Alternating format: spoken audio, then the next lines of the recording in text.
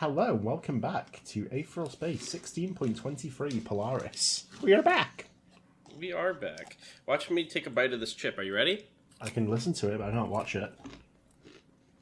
Mm. Did you do it? Yep. Still in there. Still in there? It's still in progress? Come on now. Is it done? Did you finish it? Taking time with it? Yep. I'm ready. Are you ready? Yeah, I was ready. Sorry, I don't know why I did that. That was foolish. I thought eating a chip would take like 3 seconds. I didn't think it would be like an adventure. It was a filler arc. Yeah. Alright, let's do it. Fuck, what was his voice again? I gotta say, Ruth. North shrugged, a smirk on his lips. Not really sure what you thought was gonna happen to you. He strolled down the steps of his fractal castle towards her, hands in his pockets, as carefree as could be. His leisure was such that Ruth could have cut him down 6 different ways in the time it took him to descend the stairs, if only she wasn't stuck. Indeed, the only movement she was capable of right now was a very slight clenching of her jaw. Cathedral at the world's end. It was part of North's Nightmare Underground ability, specialized illusions that wreaked havoc on the human body and mind. The cathedral was particularly nasty. Its structure contained an absurdly high level of visual detail, locking the target in place as they struggled to process it all. Ruth's vision was already growing blurry. A pain scratching behind her eyes. She wasn't even able to blink right now. With as much effort as it would take to lift a boulder, she was just barely able to move her eyes to look at the things floating around North. Blades, white in color, long and thin. They seemed to be protecting North automatically, orbiting him like planets around a sun. These were new. Does he have fucking, roguelike shields? Is this the next... We had summons as the meta. Is this the next meta, is having these? I don't know what you call them. 6 blades, white in color, long and thin. These were new.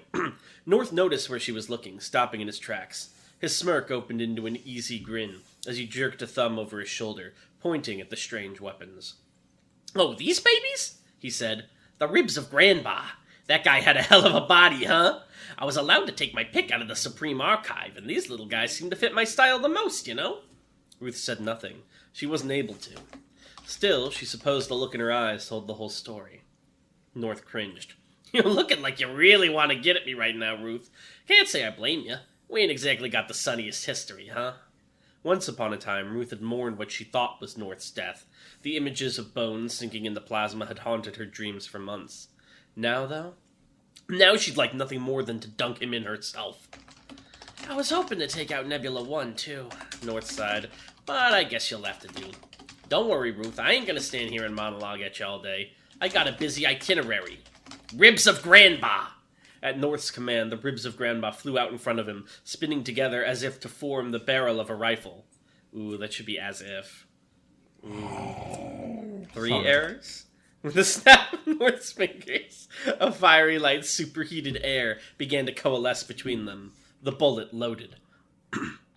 North lazily pointed a finger at Ruth's face. "Fire!" he yawned. That was the first mistake he'd made today, and he'd chosen the right word for it. Fire. As the flaming shot launched from the ribs of Grandpa with enough heat to scorch the air, its crimson light blasted through the room for an instant. Just for an instant, but still. For the briefest of moments, Ruth Blaine could not see. "Noblesse set!" The blast struck the white armor, conjured while the cathedral was concealed, and was repelled, surging towards North with just as much strength and speed. His black eyes widened, and the ribs of Grandpa moved to automatically defend, wrapping themselves around his body and lifting him up into the air to avoid the projectile. The blast slammed into the wall, erupting into a wave of flame that incinerated half of the throne room in an instant. Even better, North's concentration had been broken. As Ruth rose to her feet, she could see that the cathedral at the world's end had become a fuzzy outline of vague intention. She could move. She could fight. Direwolf set! Avoid the flames, avoid the blasts, move like a wolf, and strike for the neck. If you just keep your eyes closed, can he, do anything to you? He could probably, aim, if he got a lock on you, he could probably aim a hologram underneath your eyelids. Pog.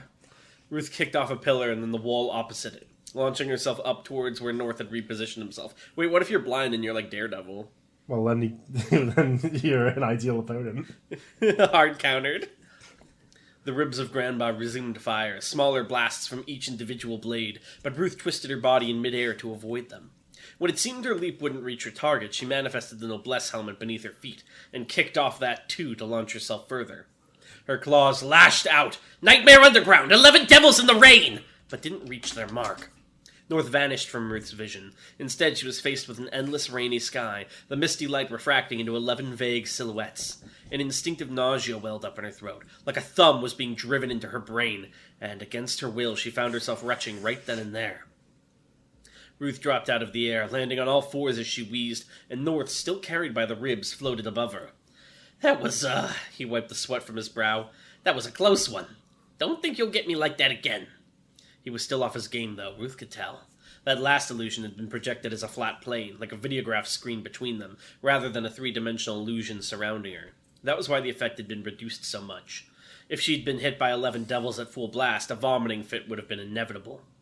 She couldn't let him get his focus back no matter what. If he did, he'd just trap her in another cathedral at the world's end, and that would be it. He wouldn't make the same mistake twice.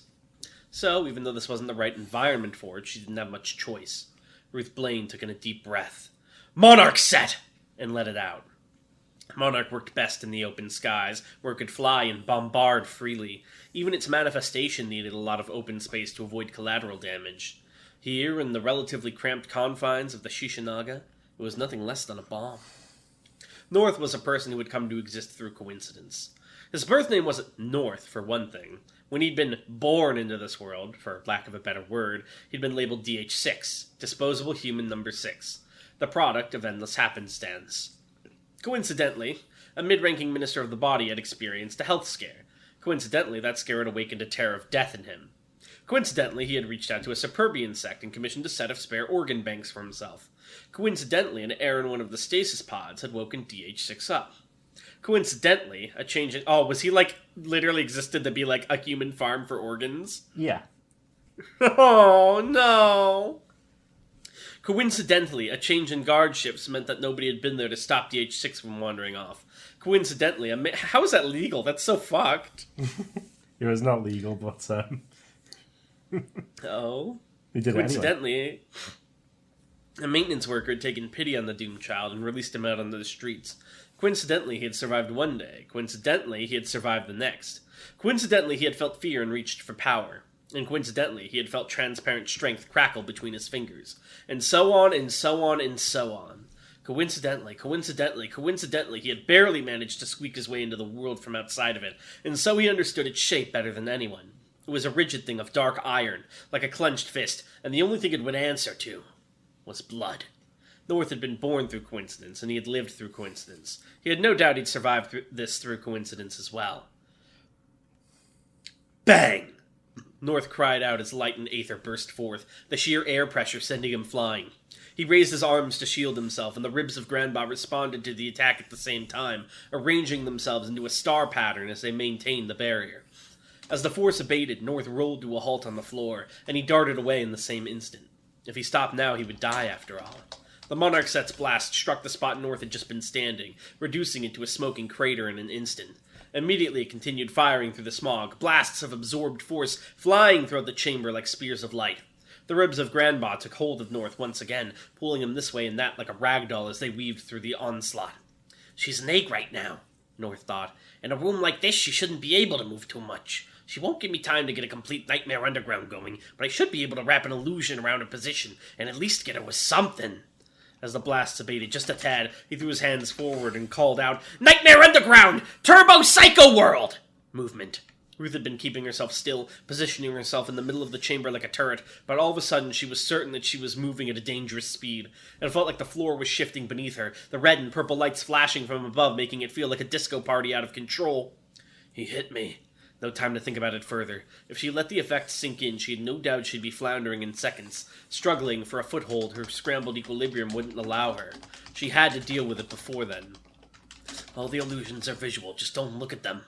She redirected her blasts downwards, towards the ground directly beneath her, kicking up enough smoke and smog to blot out the flashing lights. Immediately, the sense of rapid, motion began to fade. She was still. She was in control. North leapt out of the fog before her. "Shit!" He'd played her. He'd known she'd respond to the Nightmare Underground by creating a smokescreen.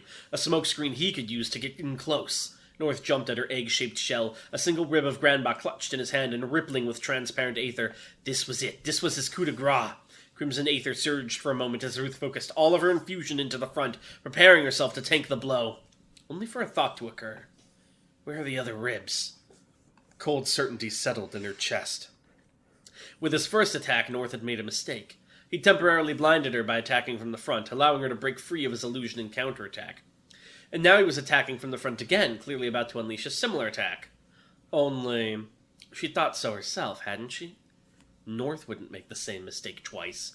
Within the monarch egg, transparent on the inside, there wasn't enough time for Ruth to turn around, not fully, but she was able to look over her shoulder. She saw it then. The 5 remaining ribs circling each other to form a barrel, that barrel forming a burning bullet ready to fire at her back in a move right out of the Dragon Hadrian playbook. She began to redistribute her infusion to shore up the defenses she'd lowered. Bang! But too late. The monarch set shattered in a fire explosion as the bullet slammed into it, Ruth flying out of the wreckage and slamming into the far wall.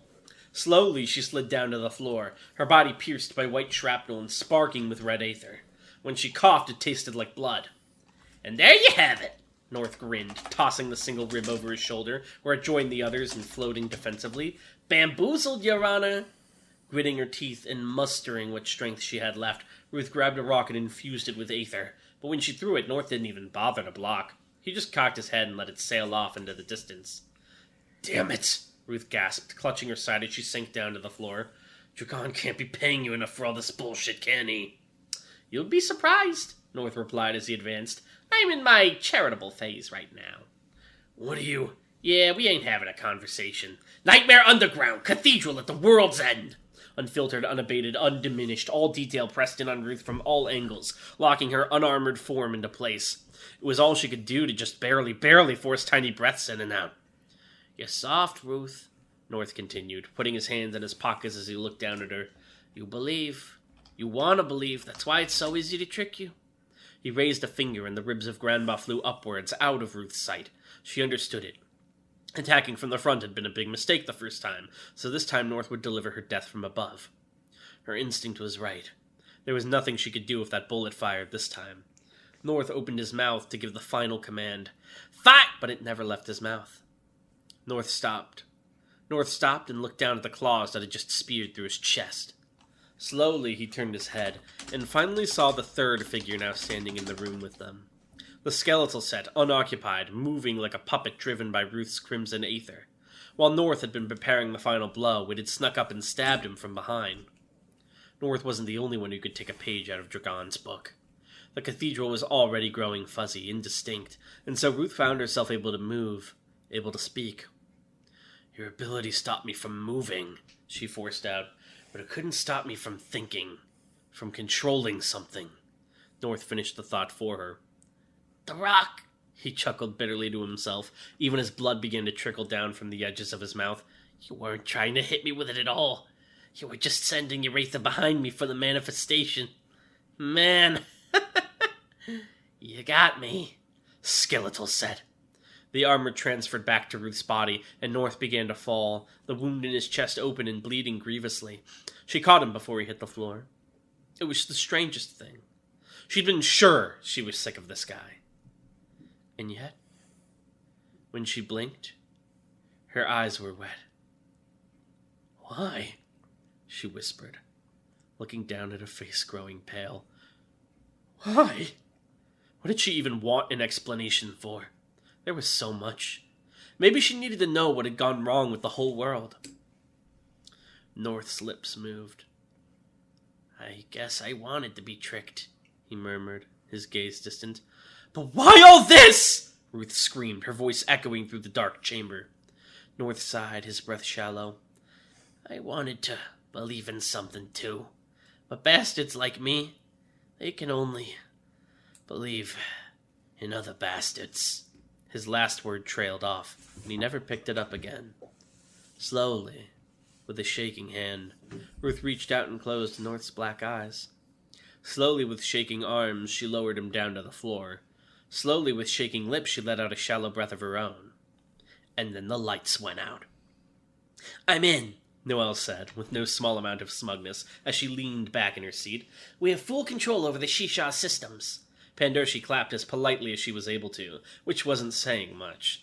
I'll admit, she chuckled, that was good work. It would have taken me a similar amount of time to get through security like that. Noelle shot her a glare, but quickly sighed, choosing to avoid the annoyance and just accept the backhanded compliment. She cracked her fingers, leaning back towards her holographic monitor as she prepared to resume working. Give me a couple minutes, she said. I can plot a course to lose tracking and get the ship somewhere under our control.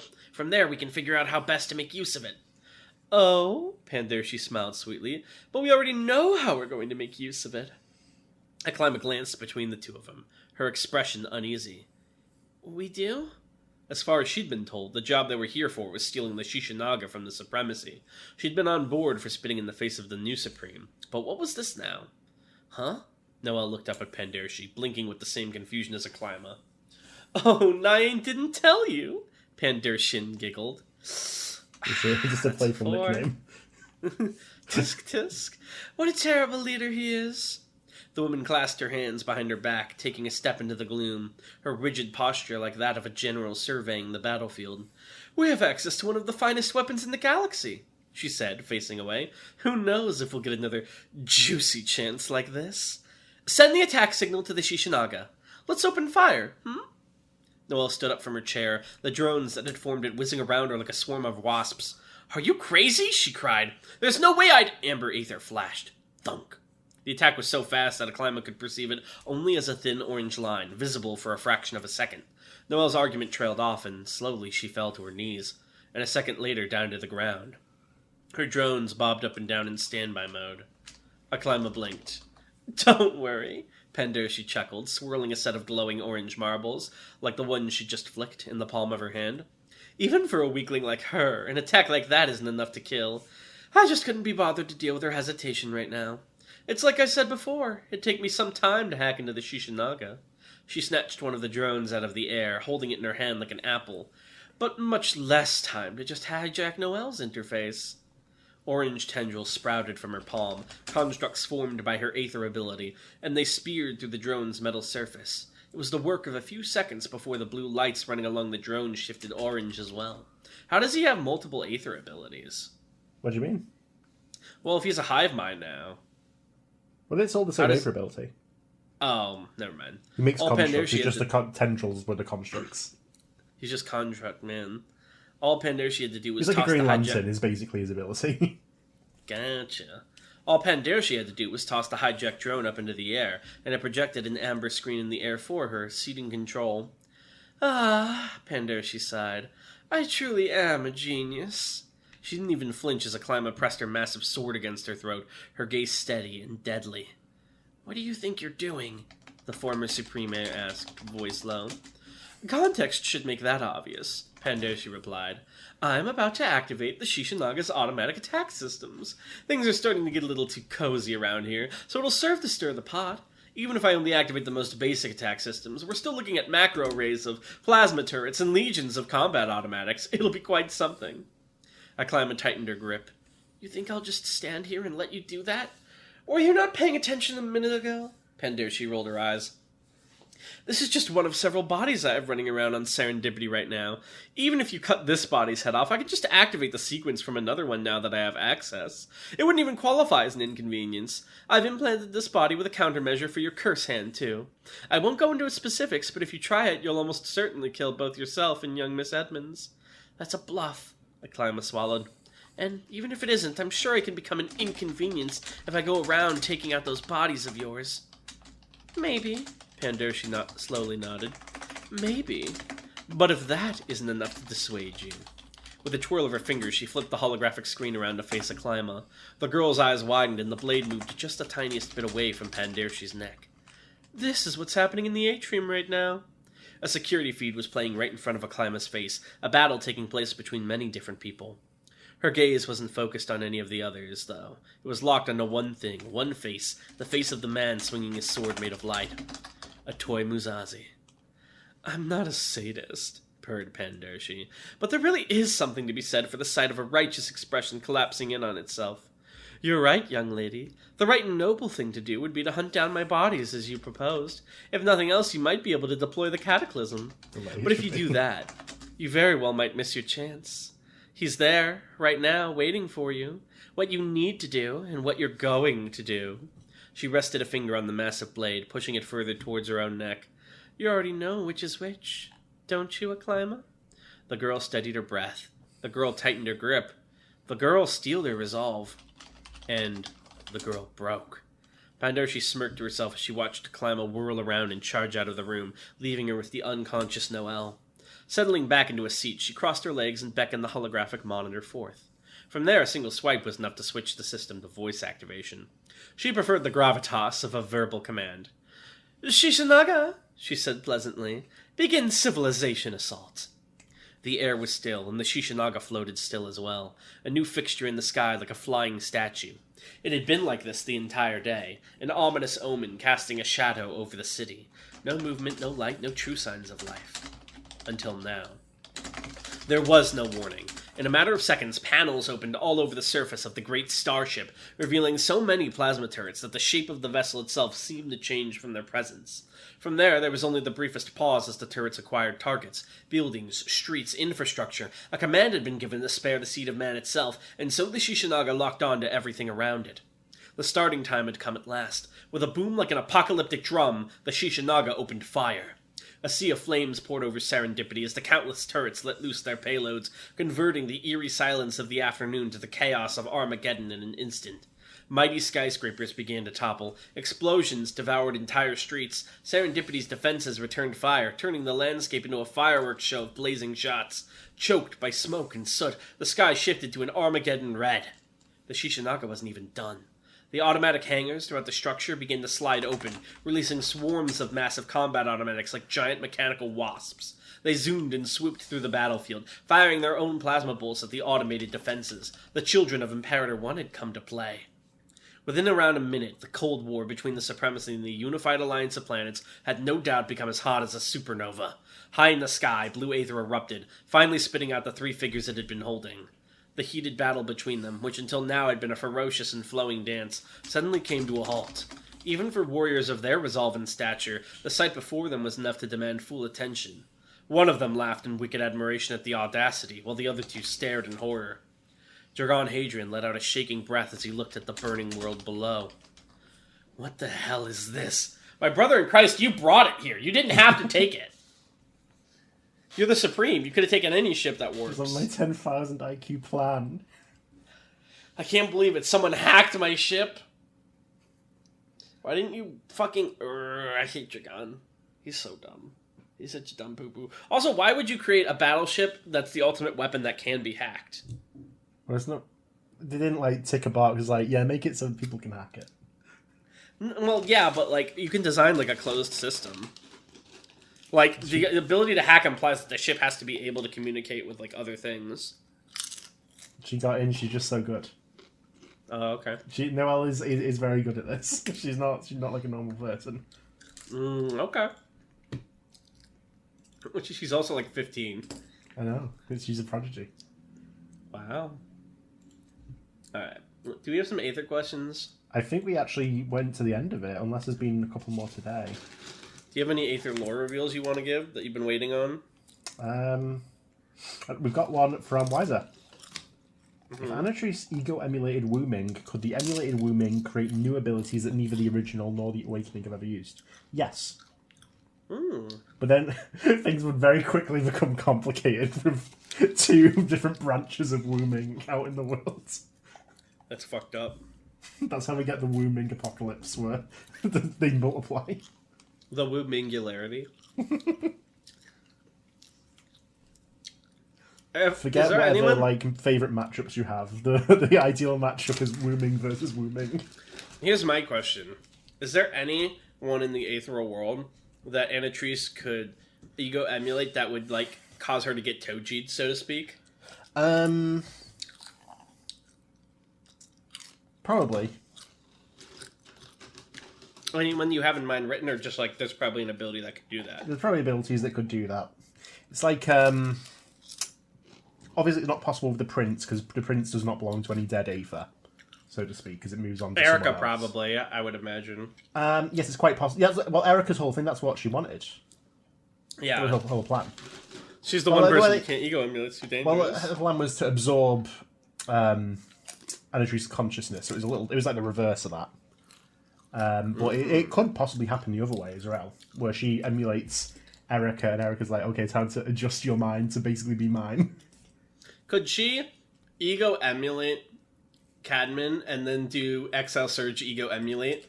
No, Damn. because she would not meet the requirements for Cadman's ability That's a shame. because she doesn't know him. That'd be so good. So Ego emulate if there's Cadman, somehow XL Cadman Surge. had become friends with Anatrice before he died, she could maybe do something like that. And then would she be able to, say, control, like, Azez?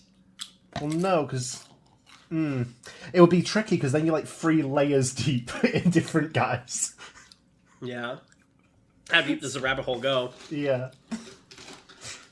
He does ego emulation XL Surge on another Cadmon instance and just keeps going.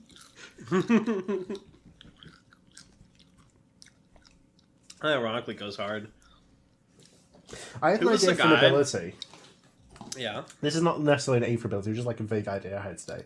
So basically, my ability is I can open like a little window that shows me a target 5 seconds from now. Like I designate a target, it shows me what it looks like. I get a feed of it 5 seconds in the future constantly, right? Uh-huh. What if I do that, but target the window? So I've got a feed of five. So that's basically like I can just However hack many the- windows deep, which lets you, like, see... So basically, I can just see infinite. whenever I want of of itself. I imagine it would be like telescoping, so it would be harder the more you do. But you could stack it a couple times. Because it's like looking through a mirror into a mirror into a mirror, like in a photo. Exactly. Yeah. So I'm thinking. It's like don't worry, you can only see 5 seconds of you. It's like you're not going to age well. In 15 seconds, you'll say. Well, the other problem is how distorted does that get if you like do things that change the future? Well, it would be the future could change depending on the actions I take upon seeing the future. I would say. Oh. So it's fixed unless I know what's going to happen, and then it becomes fluid. It's fucked up. All right. It's not fucked up because it's not like it's not really fixed. It's just like that was going to happen because that's what the sequence of events would result in. But now that I had new information, that those sequence of events would change. Okay, but what if the use of the ability of window changes what people would have done? Well, I'll get a new vision in window. Windows reboot. Yeah. probably Then gonna someone else be, use a gravity attack on them to smash them and be like, sorry, it looks like your Windows crashed. Yeah, window. I think that's. I've workshopped it now. That's going to be in the urban fantasy one. Well, what if your ability is just you can project like a cloth in front of you splayed out so that the Windows vision is always blocked because it's from a third-person view? But I'm not targeting the cloth. I'm targeting you. Sure, but like it's a third-person view, right? So like they just have to know how far the Windows... Like if they see how your Windows sees them, they can like always keep a cloth on that end of them, that distance, which would cover its vision. You'd have to get clever. You'd be like, well, I know that I'm fighting him, so show me my eyeball 5 seconds from now, and I can see your reflection in it. My God. It goes so deep. This would only work with a character who has, like, insane vision. Yeah. It's like, my vision, 10/20. How did you know? It's actually stronger than an eagle's, the doctors say. That's why I once got into an accident with an eagle, and our eyes got swapped. I'm half eagle. Call me America. Lord America. Alright. Well, this has been great, but we'll see you guys next time. Bye! Bye.